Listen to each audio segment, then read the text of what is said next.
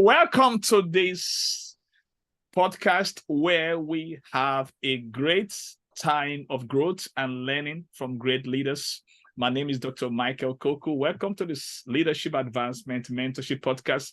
And I'm so excited to have one of my friends and fellow Maxwell Leadership Speaker, Coach, and Trainer, Coach Andrea. How are you today?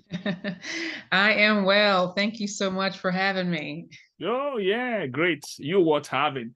And I'm so excited that we can have this time of learning, time of growth, and so that we can add value to people, that we multiply value to others. Can you tell us who is Coach Andrea Demps? Tell us. Thank you. Let's meet you. I'd say I am a product of servant leadership and an entrepreneurial mindset. And that pretty much sums up my parents. So my mom was a nurse for over 43 years, and my dad was an entrepreneur. So that servant leadership, I say, is from my mom. You know, that caring nurture as a nurse, and having the empathy and just loving on everyone. And then the entrepreneur mindset is my dad, who really kind of instilled in us, that growth mindset and that never being satisfied, if you will, and that strong work ethic. So I say I am a product of both of that. And those qualities actually have been what's really shaped who I am today. Okay, that was good. And to hear that how your parents has really impacted you. But who is Coach Andrea Demps? Yes. Let's know something about you. We're glad to know about the impact of your parents, but we want to know something about you. Tell us something about you. Yeah. Yeah. So as a who am I? So I am one that has an absolute passion for developing others. And with that, that has been something that has really been cultivated throughout my entire journey. I started out as a speech pathologist, believe it or not, so clinical. So I took my mom's footsteps and followed down the clinical path. And in that, I gained a passion for really developing others, because as a speech pathologist, our job is to really help people who are struggling with whether it's speech disorders, language disorders, cognition, and help them try to, take them on this journey to return back to normal functioning. And I did that, and I loved that field. And then I transitioned from that speech pathology space into the pharmaceutical and biotech space. And that drive and coaching for, others followed me into that path. And so in the pharmaceutical space, I went from a sales account manager, driving sales in my own territory, being an individual contributor, to moving into the regional operation manager space, and ultimately as a sales leader. And as a sales leader, I got to have my own team that I got to cultivate and develop. And my true passion was really unveiled as a sales leader. And so, yes. And so the last 21 of my years in corporate was in that pharmaceutical and biotech space. And I'd say my biggest, when you asked me who is Andrea, who is Coach Andrea's, who I am was really shaped once I became in a leadership role. And I'd say the piece around developing others, it really was birth when it came to, I had to have my own team and be responsible for their development and also the sales growth of our district. Wow, that's awesome. Your story sounds familiar to someone that I know, and Chris Robinson he shared about that, and when he was on my podcast last year. And the thing about this is, when at what point in your life did you discover your leadership potential? At what point? I'd say for me, it really wasn't until I moved into the pharmaceutical space. I mean, I knew that. So when I was a speech pathologist, I enjoyed it. I felt like I was a leader in that space, but real true leadership and leading others and building teams, I didn't quite get it until I moved into pharmaceuticals. Even though my dad tried to instill it into us, it wasn't really appreciated, to be honest, until I Mm, had a leader. My first boss in pharmaceuticals, he empowered me with the ability to. He said, Andrea, one day he says we were having a regional meeting, and we were bringing our team together, and he says, I want you to lead a workshop on sales. He said, you can do whatever you want. I want you to lead that. And I thought, really? Okay. I was excited. And I mm, thought, well, wait a minute. I'm the youngest of my peers. I was a team of 10, and I was in my 20s, and most of the teammates were, much more tenured than I was. Some of them were even in their 60s. And I mm, thought, how would they listen to me? How are they going to listen to this, young sales rep? mm, But then I understood. I said, okay, I understood finding the needs of the audience and serving to those needs. And so I mm, did a workshop, and it ended up being where everyone really enjoyed it. They benefited. They gave me so much feedback. And my manager said to me at the end, he said, he said, that was so good. He goes, Andrea, I feel like you would make a really good manager. And mm, so it was at that point where my eyes were open, like, huh, really? But I didn't accept it. I said, oh, thank you. But I thought, no way, I don't want to be a manager. Never. I don't want to do what you do because of my misperceptions of the role. But that mm, was the first time I'd say I really felt like, huh. And because he gave me that edification, it mm, made me it sparked something within me to go, well, I want to do more of that. And then that mm, led me into being an area field trainer for I guess 9 consecutive years. And in that, my skill got sharpened, and I really felt that calling into coaching and developing others. But it wasn't until he saw in me that strength that it was birthed. Wow, that's awesome. That's why we need leaders around us that can Exactly. see in us what we can see in ourselves, Mhm. because it's like they can see and acknowledge the kind of potential that we carry. And Dr. Joe Maswell talk about that in his new book, The Iron Leadership. There's a point that he mentioned right there, and don't mind me, I'm a reading freak. I read a lot. And Same one of the here. things he mentioned is talk about believe in the potential of all people. And, but that is so good when we believe in the potential of all people. But when we now go to another level of really come to really understanding what that means. So you have to value people first Oh, yeah. before you can believe in their potential. This is how he put it. He Mhm. said, why valuing all people comes from recognizing and embracing their words. Believing in people comes from seeing and acknowledging their potential. And I like that. Mhm. One of the books I've read that has really helped me is Believe in People by a billionaire called Charles G. Koch. Mm. Charles Koch was one of the richest men on earth right now. So he created his business. He took his father's business from $21 million in 1961 currently to more than $100 billion, Mm. and based on this principle of believing people. Yes. And that's what your boss does. By Yes. believing in you, he can see that there's something that is inside of you that needs to come alive so that you can be the leader that you are called to be. Now, was that your moment of awareness? Because awareness is the first key to change. Is that the time that your boss gave you that permission to be who you are now? That your boss was affirming? You talk about edification, and I believe that's what brings that validation. So, was that Mm. a point that you became aware of that potential, or was there Ye- something before then? So I love the way you said he gave me the permission. Yeah. And that is so key to really showing up as your Mm, true self, mm, showing up authentically. And yes, he was. he did allow that, and from there, I flourished. And when I think about my path and my journey just throughout leadership, I did the best when I was Mm, led well. And when mm, I had that permission to lead in my true self, the times I struggled, a lot of it was tied to who my leader was, who was my manager or mm, my director.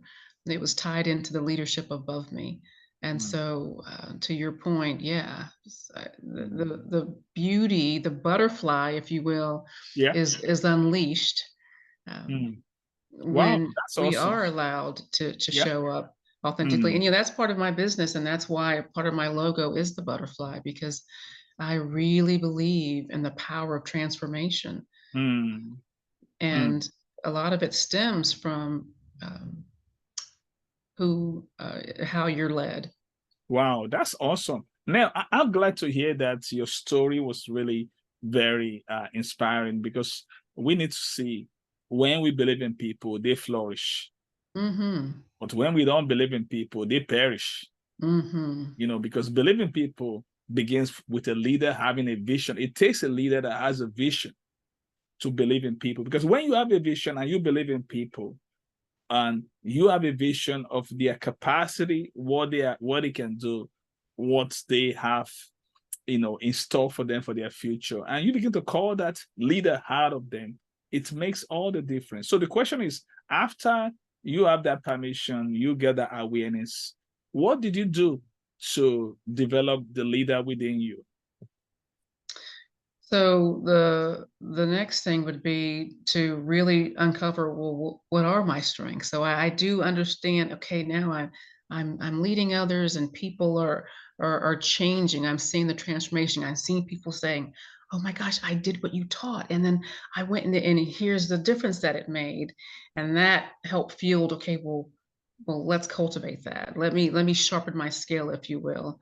Mm, One of the things that I'd say you do next, and what I did with all of the teams that I led, was to peel back the onion, if you will, and really help others uncover their strengths. So, mm, and that included myself. So I started out then with what we call, there's Clifton Strength Finders, and I needed to know, okay, well, what are my strengths? I started out with that one because at the time that's what I was aware of. I noticed that when I started leading teams as a sales leader, one of the first things I did was I wanted to connect with everybody on my team. And so I'd have these one-on-one sessions. We call them get to know you sessions. And I mm. would ask everyone, so tell me what your strengths are. And I noticed that people struggled. And it surprised me. I thought, well, even the tenured sales reps, they really struggled narrowing what their strengths were. And so when I learned of the Clifton Strength Finders, I immediately implemented that with my team. And it was such an eye opener for people to have a name, if you will, to what their strengths are. It was like validation as to, oh, that's why. Yeah, I do that. People just didn't. They needed the vernacular, if you will, tied to what they really were good with. And then with that awareness, then we can live in that space. We can say, okay, well, let's apply this. How does this apply day to day to our role here Mm. in the business? And so, and then you tailor the job, if you will, to Yeah. their strengths, and then you see a much greater acceleration. So I learned early on that for that level of awareness, it's one thing to be given that feedback and permission. But the other Yeah. thing is you have to be equipped. And Yeah. so for me, equipping meant, well, we need to know more. Like, well, what are we really good at? What does that look like? And how does that transpire to the day to day? Yeah. So how did you equip yourself? How did I what? Equip yourself. You talk about equipment. Equip. How did you Yep. develop yourself, the leader within you? How? What did you do to develop the leader within you? Yeah. So it took, gosh, it took me reading and being able to figure out, try to stay a step ahead.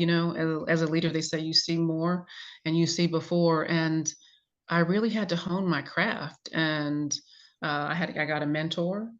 That was a big transformation, is having someone that's been there to help kind of guide me along the way. Um, And so the things I've learned from my mentor about leading teams, I needed to implement that while still growing myself. So it's still a process. So developing the leader within me is Yeah. It's an having a ongoing process. Yeah. absolutely. So Yeah. having that initial self-awareness, building my emotional intelligence, because as a new leader, I made mistakes. Like Mm, I my um, I learned that my perception um, or people's perception of me didn't match my intentions. And mm, so I learned the other part of my developing within me was then I learned about DISC, learning about the four communication styles. And that was a huge transformation for me, myself and my team, and how I led from that point on, because I really learned how I was wired. And it was a light bulb moment for me to understand why I was so misunderstood, mm, how I was coming across, and the mistakes I was making, not aligning to the other person's style on my team. So there, mm, no wonder there was friction. No wonder I would have teammates who or account managers on my team that didn't welcome the way I led, because they mm, didn't understand me, and I thought that the way I was coming across was well received, mm. and in fact it wasn't. Wow, And it was that's a very tough awesome. time for me. That's great. And I realize you already talk about the effect of mentorship, which is part of your growth process. And there's something that I learned from Chris Robinson, and which I like to use as become. I told Chris when he came for my podcast, Chris, I learned this from you, but I repackaged it. He said if you want to succeed in any field, you need these four things. So I put it in form of an acronym. I'm an acronym freak, I know. and I call it LAMP, LAMP. Yeah. And the L is unit learning, like an in-depth learning of of a particular subject Uh-huh. and or a particular industry or field or whatever you want to succeed at. Then the A talks about application. So it's not enough Mhm. to be learning; you need to be applying what you're learning, because application creates a personal experience. It gives you that personal credibility when you're applying what you're learning. Then the M talks about the place of mentorship, Mhm. or a coach. And so it's something that, you need someone that has gone ahead of you that can bring you up in that field. Yeah. And the last one is P. You need a peer accountability partnership. I call that peer and positive, enriching, encouraging relationships. Yeah. Like both of us now, we are peer from the Maxwell Leadership. So peers, people that you are going towards the same direction and that you are holding yourself accountable on that journey. So Mhm. these four things are very critical in being successful in any field that you have. So Mhm. the question I want to ask you right now is this. What is the greatest lesson that you've learned so far as a leader? The greatest lesson I've learned so far, Hmm.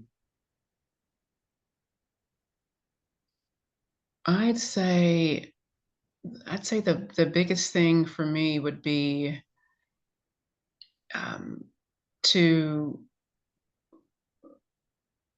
the areas that I struggled the most were is probably my biggest learning, and that would be around um, learning that what happens to you doesn't define you.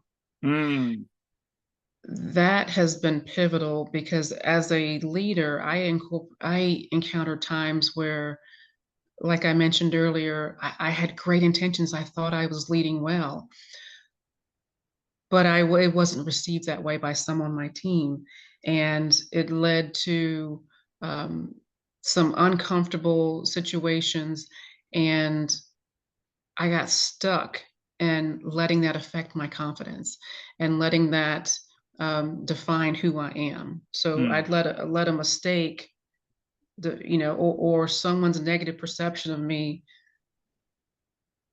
stay on me, and instead of looking at it as, okay, that's that person's perception, let's lean in, like what's making them I would lean in and say, well, what's making them think that? And even if I couldn't change that person's perception of me, Yeah.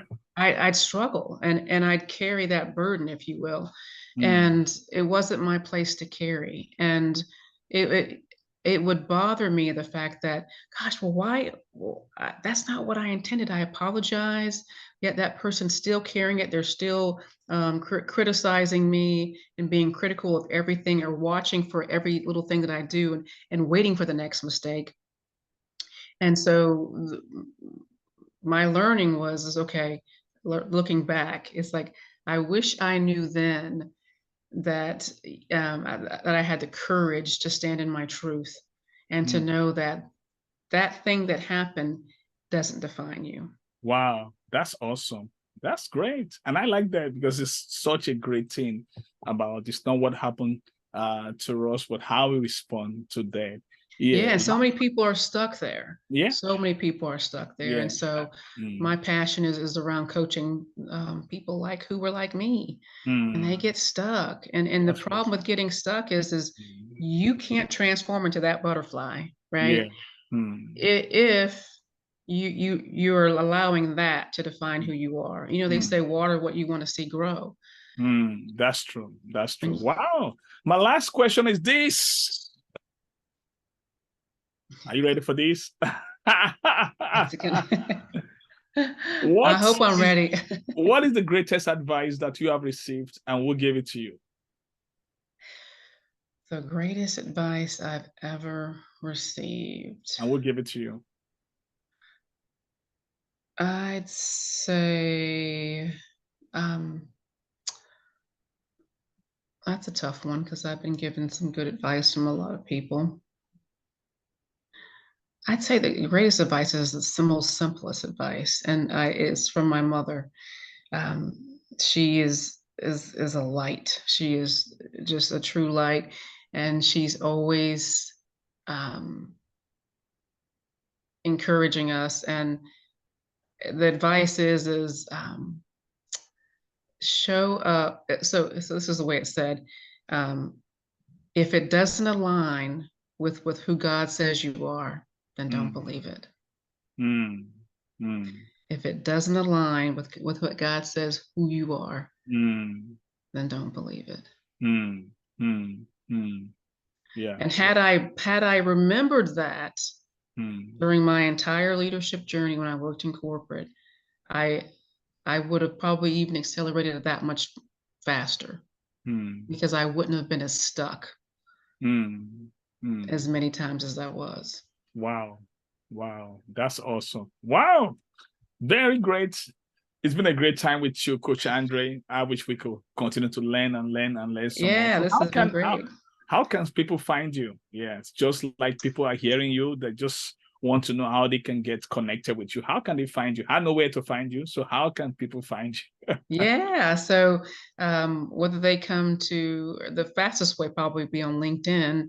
The my handle is Andrea Demps Consulting on LinkedIn, and there they can access me through Messenger, or they can go on my website, which is